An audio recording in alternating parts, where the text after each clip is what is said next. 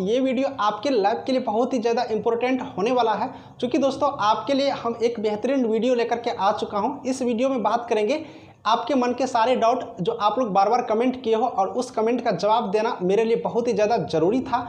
और ये कमेंट बहुत सारे कैंडिडेटों ने किया था, तो सारे कैंडिडेटों को जवाब देना एक एक करके यहाँ पर उतना टाइम नहीं मिल पाता है।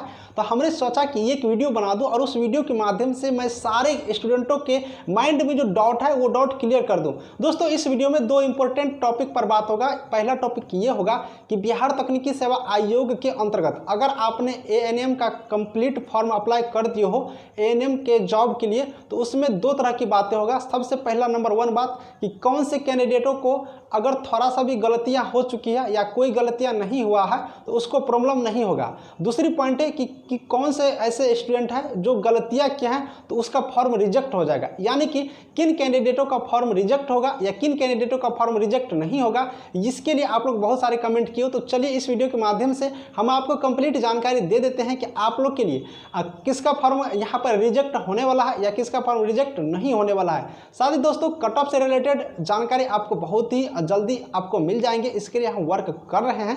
दोस्तों इस वीडियो का आप लोग बिल्कुल सारे स्टूडेंटों में शेयर करेंगे, और हम आपके लिए जब इतना काम करते हैं तो आप लोग का भी काम होता है कि मेरे चैनल को सब्सक्राइब कर लें और अपने दोस्तों में आपके व्हाट्सएप ग्रुप जरूर होंगे, उस व्हाट्सएप ग्रुप में शेयर करेंगे, जिससे कि उसको भी मालूम पड़ सकेगा कि चंदन सर आ चुके हैं बिहार स्वास्थ्य विभाग से रिलेटेड हर जानकारी को कंप्लीट करने के लिए। और मिलेंगे हम आपको और भी अच्छे वीडियो में। तो चलिए इस वीडियो को विलंब नहीं करेंगे और कंप्यूटर स्क्रीन पर चलते हैं और देखते हैं कि फॉर्म से रिलेटेड कि किन किन पॉइंटों का अगर आपने कवर किए हो, किन किन पॉइंटों का आपने छोड़े हो, जिसकी वजह से आपके फॉर्म या तो सेलेक्ट हो पाएगा या फिर आपका रिजेक्ट हो पाएगा। तो चलिए कंप्यूटर स्क्रीन की तरफ बढ़ते हैं। तो मेरे प्यारे फ्रेंड, हम आ चुके हैं कंप्यूटर स्क्रीन पर, और इस स्क्रीन के माध्यम से आप लोग को कंप्लीट जानकारी देंगे, इसलिए इस वीडियो के अंत तक ज़रूर देखिएगा।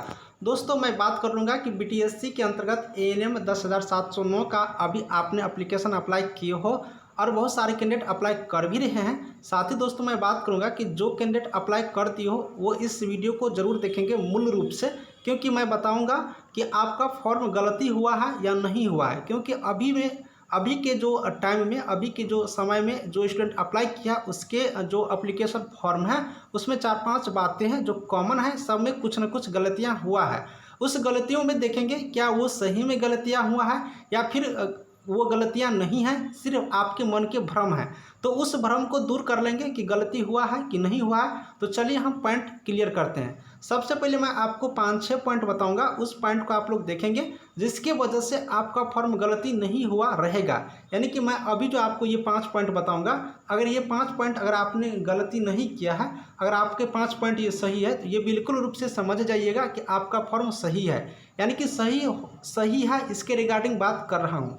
बहुत ऐसे कैंडिडेट है जो सिग्नेचर किया है या तो हिंदी में कर दिया है या फिर इंग्लिश में किया है, या ऐसे बहुत कैंडिडेट है जो हिंदी और इंग्लिश दोनों में किया है। यानी कि जो कैंडिडेट सिर्फ हिंदी में किया है या फिर सिर्फ इंग्लिश में किया है या फिर हिंदी और इंग्लिश दोनों में किया है, तो इस ऐसे सारे कैंडिडेट का फॉर्म सही है, किसी को गलती नहीं है। अगर आप एक भी लैंग्वेज में अपना सिग्नेचर करके फॉर्म अप्लाई किए हो तो कोई दिक्कत नहीं है, आपका फॉर्म सही है, आपको टेंशन लेने की ज़रूरत नहीं है।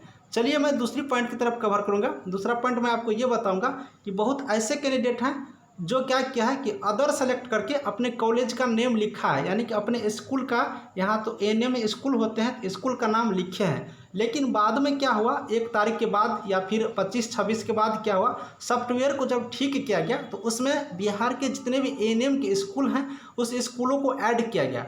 तो जो पहले फॉर्म अप्लाई कर दिए थे उन कैंडिडेटों के पास अदर का ऑप्शन था, तो अदर डाल करके यहाँ पर फॉर्म अप्लाई किया है। जो कैंडिडेट बाद में अप्लाई किया उसको यहाँ पर स्कूल का नाम मिल गया।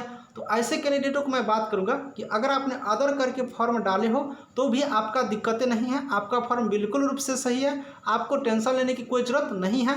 जो कैंडिडेट बाद में अप्लाई किए हो अपने स्कूल का नाम सेलेक्ट करके, उसको भी कोई दिक्कतें नहीं है। दोनों तरह के जो फॉर्म अप्लाई है बिल्कुल रूप से सही है, इसलिए आप लोग को टेंशन लेने की कोई ज़रूरत नहीं है। आगे मैं बढ़ूँगा, आगे मैं ये आपको बताऊँगा कि बहुत ऐसे कैंडिडेट हैं जो एड्रेस लिखने में स्पेलिंग गलती कर दिया है। जैसे कि बहुत सारे विलेज का नाम लिखने में गलती किया है, बहुत कुछ गलतियाँ क्या है, स्पेलिंग, अगर एड्रेस लिखने में आपका स्पेलिंग गलती हुआ है तो इसमें कोई ज़्यादा इशू नहीं है।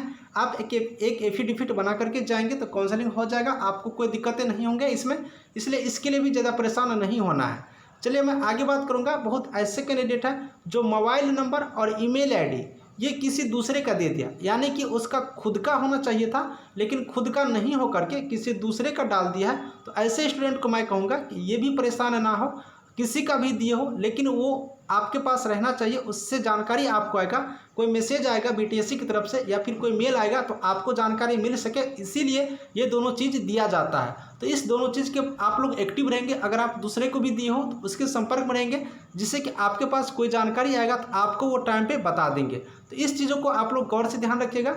अगर सिग्नेचर एक भी लैंग्वेज में है तो सही है, अदर करके भी स्कूल का नाम यानी कि कॉलेज का नाम या स्कूल का नाम डाले हो तो सही है, एड्रेस में थोड़ा बहुत स्पेलिंग गलती है तो कोई दिक्कत नहीं है, मोबाइल नंबर या ईमेल आईडी अगर आपका नहीं है किसी और का भी डाले हो तो कोई प्रॉब्लम नहीं है, बस आपके पास रहना चाहिए, उसके संपर्क में आपको रहना होगा, जिससे कि कोई जानकारी आएगी तो आपको वो बता दें। चलिए ठीक है, ऐसे वाले स्टूडेंट आपको जवाब मिल गया होगा। अब मैं बात करूंगा कि जिसको प्रॉब्लम हो सकता है, मैं पहले ही लिख दिया हूँ प्रॉब्लम हो सकता है। अगर आपने इतना सारा गलती किए हो तो बिल्कुल रूप से आपको प्रॉब्लम हो सकता है। अगर डिपार्टमेंट चाहेगा तो आपकी गलती को माफ़ कर सकते हैं, नहीं तो आपका फॉर्म रिजेक्ट तो नहीं होगा लेकिन काउंसलिंग के बाद आपको दिक्कतें हो सकते हैं मेरिट लिस्ट बनने में। ठीक है, काउंसलिंग जरूर होगा, अगर आपका मार्क सही होगा तो काउंसलिंग जरूर होगा, लेकिन मेरिट लिस्ट में आपको दिक्कतें हो सकती है, इसलिए आप लोग इस चीज़ को गौर से देखेंगे कि क्या क्या गलती किए हो तो आपको काउंसलिंग हो जाएंगे लेकिन मेरिट में दिक्कतें हो सकती है।